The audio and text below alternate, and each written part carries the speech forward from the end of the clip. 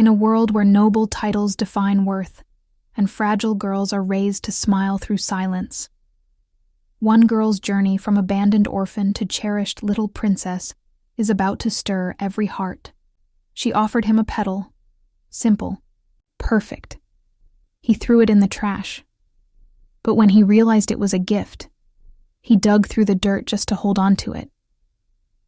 Between secret glances, jealousy that burns quietly, and a duke whose cold fury shakes the empire, when danger strikes, who will protect her heart, and who will claim it? Stay with us.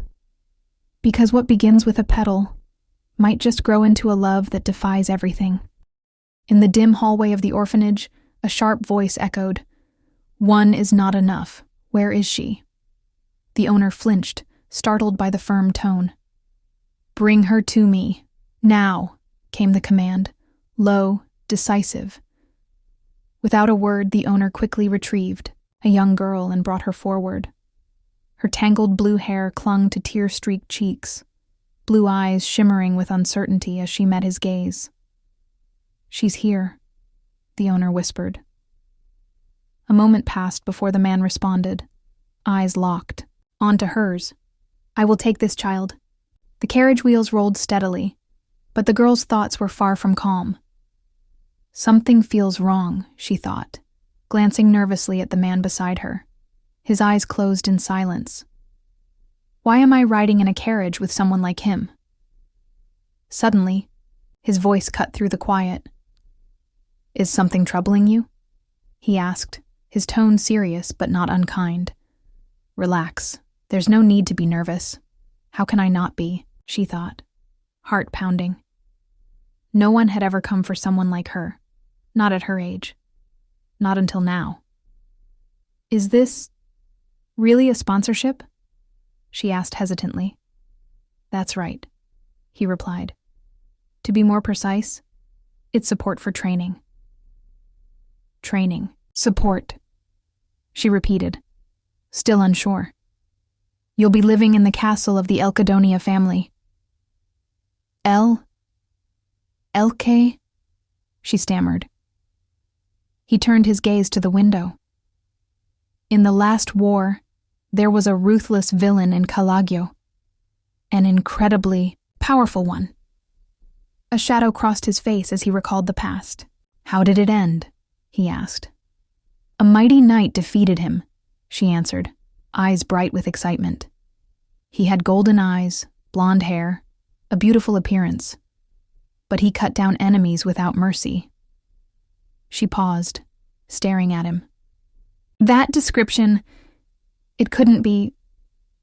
That person was me.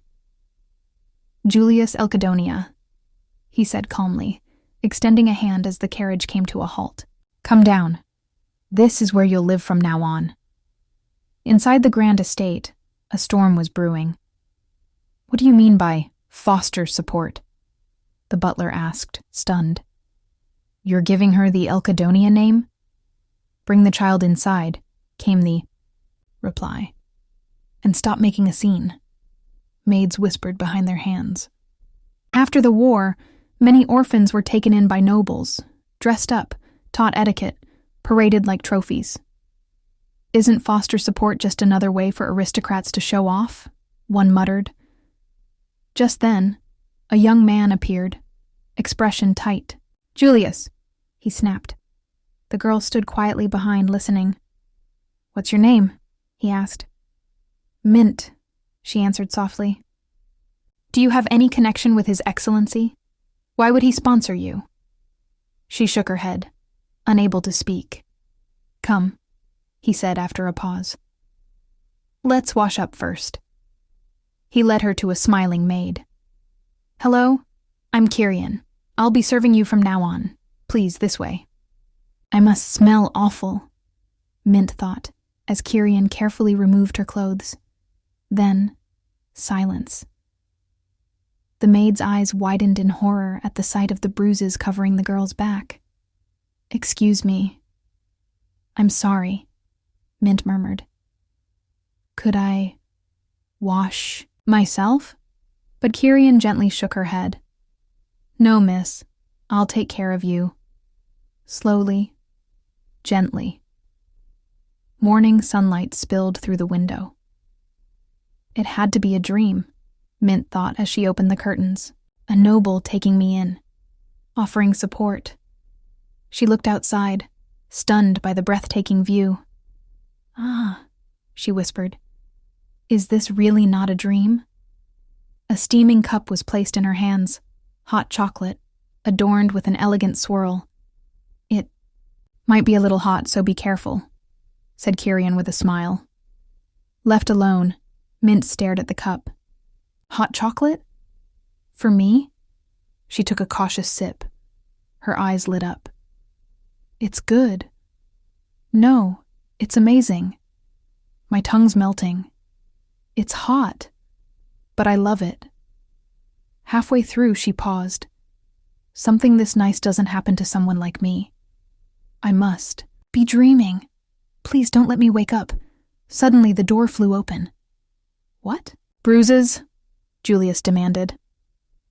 Mint jolted, startled by his sudden entrance. The cup slipped from her hands, crashing to the floor.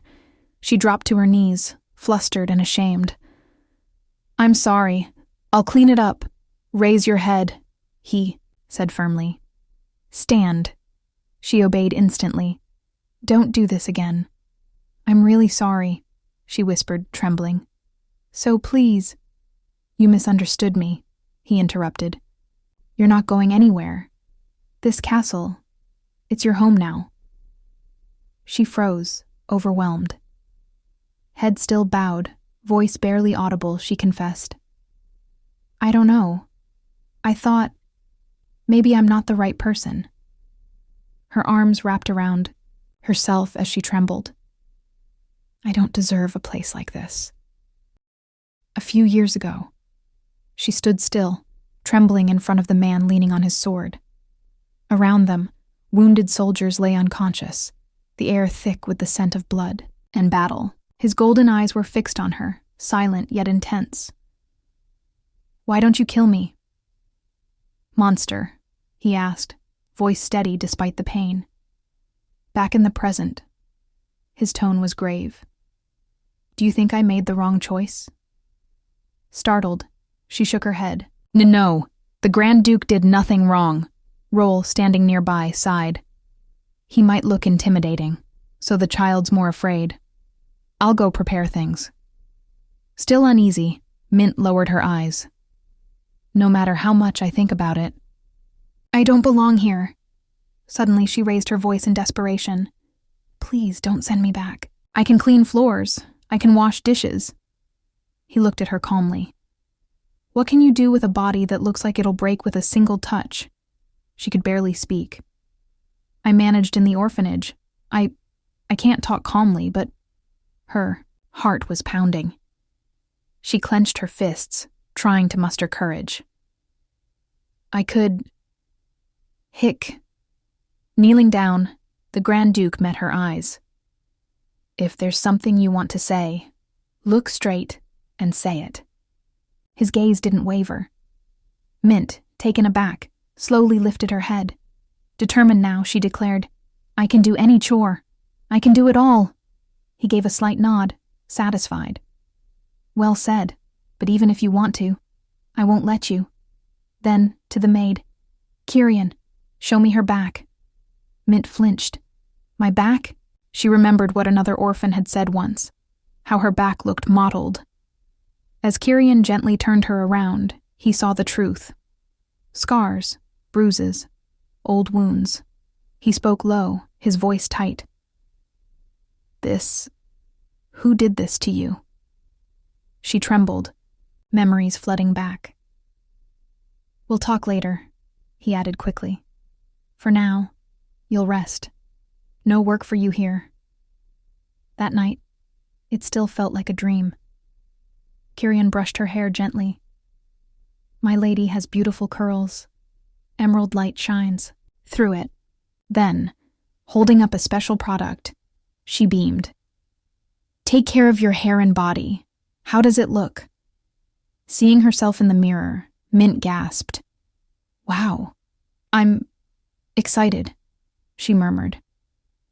The girl in the reflection felt unfamiliar. Too pretty to be real. She walked softly through the halls, her steps trailing a pleasant scent. Kyrian led her to the dining hall.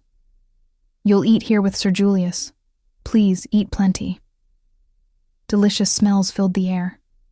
For a moment, everything felt perfect until she saw him, the orphanage director. The joy drained from her face. Fear took over. He smiled, unaware of the terror he sparked. "Mint? No. She's now the Princess of Elkadonia." Julius gestured to her. "Come sit." Still shaken, she obeyed. "With the Grand Duke's grace, she looks just like a noble lady," the director added, grinning. "I'll be fine," she thought. "He's here. He won't let him hurt me. I'll be fine. I'll be fine." The man chuckled. She was always shy, hardly spoke. "That's because you hit me whenever I did anything," Mint thought bitterly. Trying to focus on her food, she remembered her lonely days, how everyone else was adopted. Only she remained. "She's already 15, he said. Julius stiffened. 15? The man shrugged, smiling. "She just looked younger, thin, you know?" Mint panicked. He reacted to my age. I knew it. "Something's wrong with me." Julius frowned. She looked around 11. No wonder she seemed too small. His tone sharpened. "I want to know what happened. That's why I called you." He leaned forward, eyes gleaming with cold resolve. "Tell me everything, Director Shala." Mint, still trying to eat, couldn't taste a thing. "If you're not hungry, don't force yourself," Julius said gently. "No, it's good," she replied quickly. He stood and addressed the man. "I'll leave now. There's something I must do." After she left, his face hardened. "She's 15, he muttered. "I thought she was just a kid." The director laughed nervously. "She's only 7 years younger than you. No big deal." "You waited until she was 16? Julius asked, voice ice cold. "If he returns her, I'll have to sell her," the man muttered under his breath.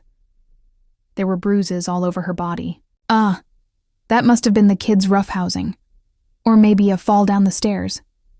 I took her to a doctor." Julius cut him off. "You know, I'm one of the 5 Auror masters in the world." He stood tall, shadows clinging to him. "You really think I can't tell a strike from a fall?" The man paled. I can get the doctor's note." "No need. I met him. He's just as worthless as you." He stepped forward. "You sell children under the guise of care. You disgrace the law." A snap echoed. Soldiers poured into the room. "Shala Marigold," he said, voice cold as steel. "You're under arrest for violating national law." "I was only helping," the man shouted as guards restrained him. "Ask Mint." Julius remembered dinner. How she never unclenched her fists. How she flinched. She didn't speak because she was terrified. She clung to the plate like it was the only thing keeping her grounded. As the soldiers dragged the man away, he murmured one final promise. "I'll send you somewhere Mint will never see your face again." In the quiet of her room, she stared at the deep marks etched into her palm, evidence of how tightly her fists had been clenched. The sting reminded her of the lingering tension inside. A voice at the door called softly, "The Grand Duke is asking for you." She replied, barely audible, "Yes." Still unsettled, a memory flickered in her mind. Steak. She'd tasted it for the first time, but couldn't recall the flavor. Yet the taste of cocoa remained. Sweet, warm, comforting. Suddenly her gaze snapped forward. Standing there, papers in hand, was Julius. "You came faster than I expected. I'll wait while you eat. Have you not had proper meals before?" he asked, holding out a document. "That's a contract." She gasped. "Not quite," he answered calmly. "All those things the manager said, they were lies. My friends were adopted or sponsored. I'm the only one left. He handed her the paper. This states I will support your foster care in Elkadonia. Is it really okay for me to stay here? She asked, eyes wide. When did I ever say I wouldn't support you? He replied, a soft strength in his voice. Wouldn't you like to receive support? He asked, his tone serious. Startled, she blurted, No, if there's something you want, always look into the other person's eyes, she reminded herself. Then, cancel the sponsorship. Be my guardian. Please, let me stay in the mansion. You won't have to do chores, he assured her. Yes, you'll learn much, like a little princess. Yes, he placed a gentle hand on her head. Even when you tremble, you follow your heart. A pause. Well, with your seal, the contract is complete. Roll appeared with ink. If you're ready, leave your mark. Without hesitation, she pressed her inked palm onto the paper. With this, the contract is sealed, Julius declared. Mint Elkadonia. Let me reintroduce myself. I am Julius Elkadonia, your guardian. That night, she jolted awake, crying, Out! Don't hit me! Roll was beside her, calming her. Breathe slowly, my lady. I'm fine now, she whispered as he opened the window. Just a dream. Don't forget, you're safe here, he said, offering warm milk with honey. She sipped it gently. Thank you. 2 months, she thought. Still not enough to escape a long nightmare. Once deemed useless at the orphanage, she was now the little princess of Elkadonia. In her lessons, she studied the basics of noble life and etiquette. After class, her tutor smiled. With this pace, you can begin writing practice.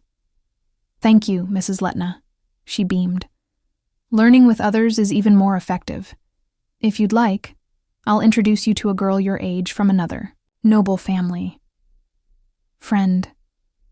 The thought made her heart flutter. At that moment, Julius entered the room. She looked up, struck again by how handsome he seemed. I wanted to ask. Mrs. Letna suggested making friends. It's your choice, he said simply. Decide for yourself. Yes. She nodded. As he turned to leave, she grabbed his sleeve. Would you have dinner with me today? A pity, she thought. Our last shared meal was only breakfast. That won't be possible. I just stopped by. I'm sorry. I spoke too much. No need to apologize, he said, before walking out. Later, Kyrian noticed her gloom. You seemed out of energy all afternoon. It's because of the homework, she muttered. I'll ask the bartender to prepare something nice for dinner. Did I imagine I was someone great just by being here? She thought. No. Learning comes first. Roll returned with a small bottle. Time for your medicine, she grimaced. Even today. You're doing well, Kyrian reassured her. Back then, she remembered Roll saying, This is special medicine, you must drink it all. Yet she had vomited it up. I'll clean it, she began, but Roll stopped her. Don't touch it. Yes, I'm sorry. Now, she lifted the bottle, resolute. Here I go. Roll took it afterward. She thought about Julius's words. Tell the butler if you need anything. But Roll, he was kind yet a bit intimidating. Adult men are still scary, but not him. Julius isn't scary. Maybe because he's Julius. Roll entered. Little princess, your guest has arrived. A red-haired girl with bright green eyes smiled warmly. Nice to meet you, princess. I'm Acela Debelian. She's as beautiful as a rose, Mint thought. Overwhelmed. Earlier, Roll had warned her not to tremble or show fear. Her behavior would reflect on her reputation. Yes, she had replied, nerves frayed. No one questioned why he brought someone like me here, she mused. Nice to meet you. I'm Mint Elkadonia. Thank you for coming. Acela smiled. Thank you for welcoming me. You can call me Acela. Friend? Mint was surprised. A friend with a flower-like smile. You're the most famous person in the Empire. No matter what anyone says, you're the lady of Grand Duke Julius. Shocked, she tried to stay composed. Acela pointed to the boy beside her. He's my servant. I brought him from the slave market. Aren't his red eyes lovely? So expensive.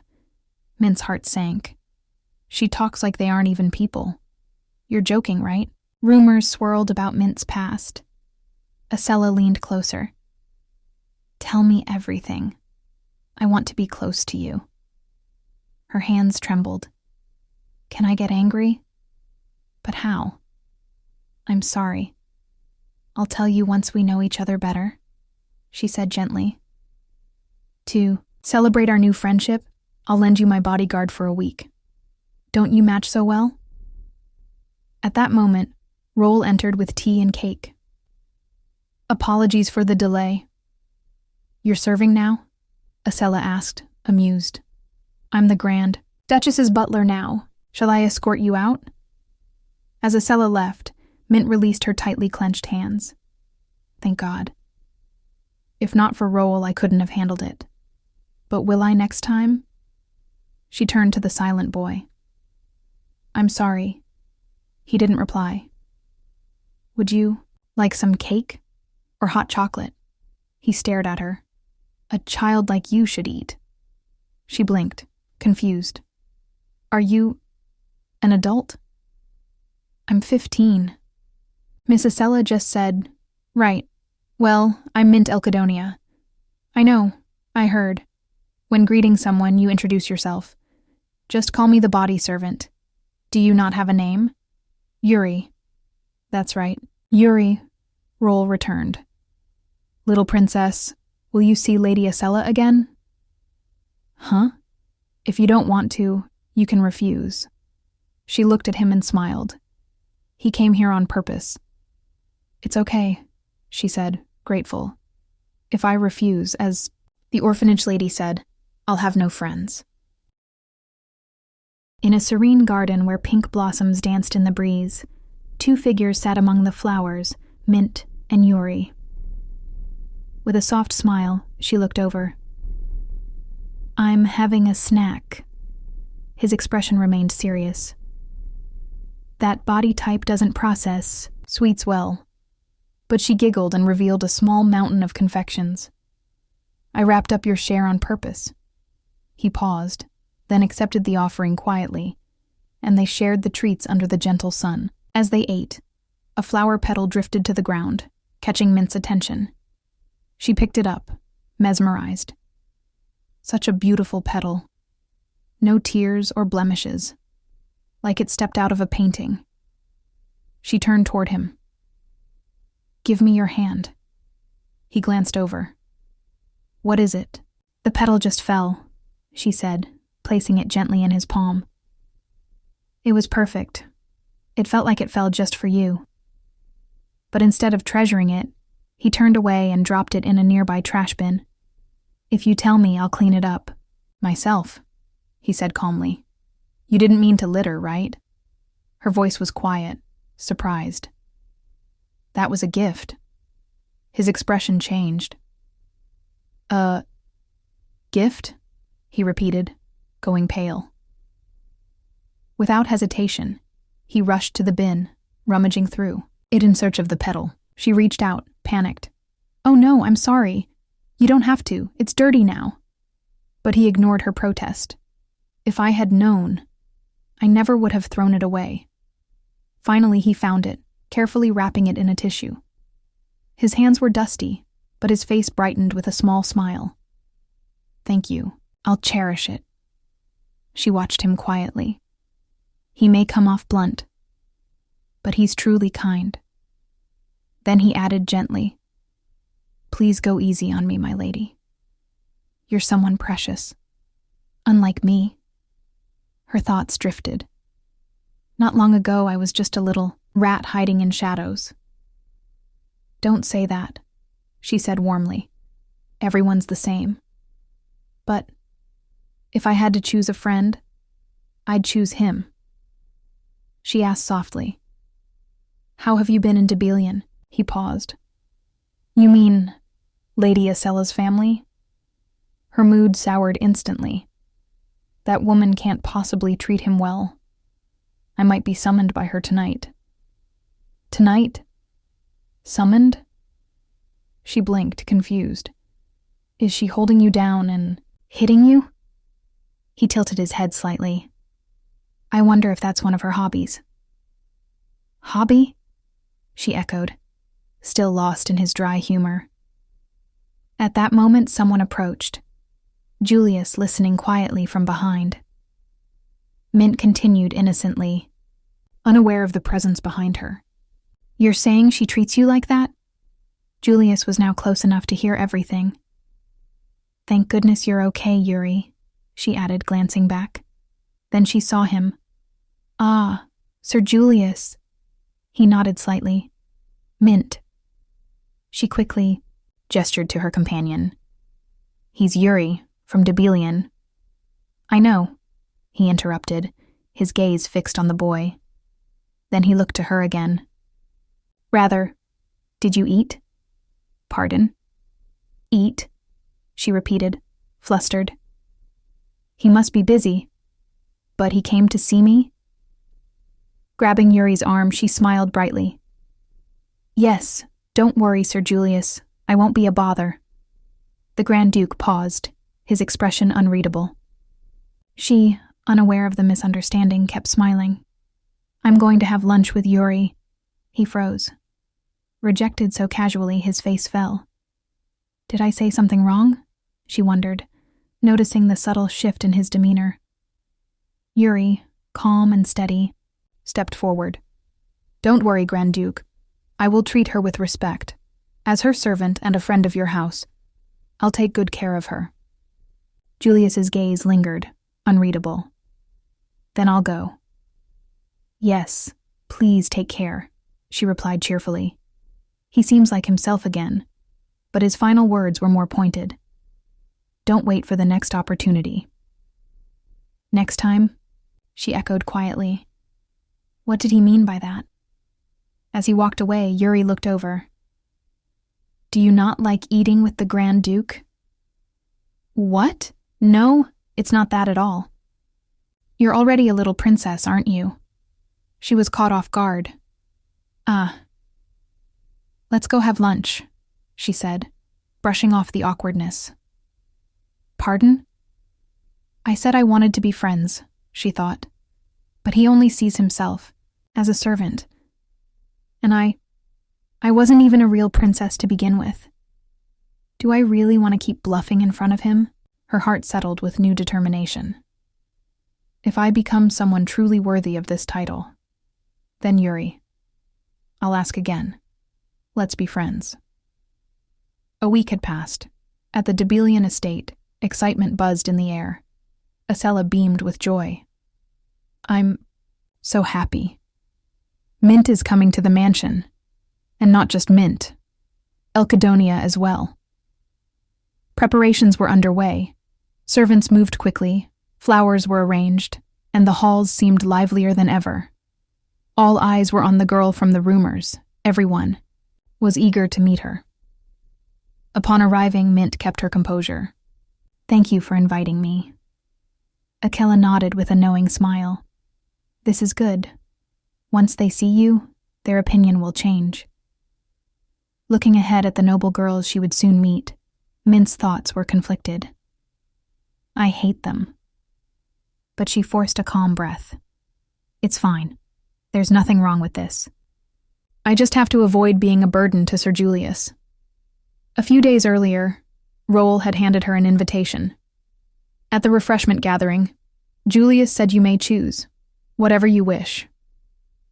Then I'll attend the tea party, she replied. Even if I'm feeling unwell, she reassured him quickly. Don't worry too much. Our knights will be with us. It's not as if we're sneaking off. Back to the present. As the carriage rolled onward, Mint steeled herself. This is All part of becoming a little princess. I'll be recognized one day. Julius's knights. They're said to be very strong. Her eyes flicked to the one beside her, catching a quiet smile from him. Maybe he has to be strong too? Their connection didn't go unnoticed. From across the space, Acella's eyes narrowed. Are they getting close? Are they going to look more like friends than I do? Mint smiled softly. It was fun, thanks to him. He responded respectfully. I was honored, little princess. The expression on Acella's face shifted. They really get along. Why does it bother me so much? Then something lit up behind her gaze. A sudden idea. With a forced cheer, she called, Out! Mint! Let's go to Ebel Street. Ebel? Mint asked, confused. You don't know? Acella laughed. It's a slum, a place full of beggars. She waved toward the coachman. To Ebel Street. Pardon? I thought we were going to the mansion. The man hesitated. A nearby soldier turned to Mint. Do you agree to this, my lady? She nodded calmly. It's all right. If I'm meant to be a little princess, I should know all parts of this world. This won't break me. Though I am tired. When they arrived, the scene was bleak. The sky loomed dark above crumbling houses. The stench of decay lingered. A beggar stepped forward, wary and aggressive. Why are nobles here? You came all the way here. Then offer something to show your sincerity. Mint froze in place, unsettled by the sudden hostility. She turned sharply to the one beside her, her eyes filled with disbelief. I didn't know it would be like this, came the protest. But don't worry, our escorts are the best Elkadonian knights in the Empire. Mint's gaze turned towards the guards. They really do look reliable. Acella remained relaxed. See? Everything's fine. Now let's leave. No grace to be found here, the beggar muttered. Then chaos struck. A soldier shouted, There! Catch him! One of the vagrants slapped the horse, sending it into a frenzy. It reared violently, rocking the wagon. The sudden movement tossed everyone inside. Mint gasped as her body was thrown forward. In that instant, arms wrapped around her, he shielded her tightly, bearing the brunt of the impact. The crash was sharp and loud, and the wagon surged out of control, vanishing down the street. Get the wagon, a soldier screamed as hooves thundered away. Time passed before the wrecked carriage was found, but it was empty. A report was delivered in haste. I followed immediately, but for some reason the trail ended here. Standing among the scattered debris, Julius surveyed the scene. His voice was quiet, frighteningly so. They chose the wrong way to die, he said coldly, eyes dark. No one dared speak. In that moment, he radiated a silent, dangerous fury, one that chilled even the bravest hearts. No one knew what he would do next. That's it for today. If you liked, don't forget to enable the YouTube notification bell and subscribe to follow the next parts. If you want a continuation, mention in comments. Thank you for watching and see you in the next video.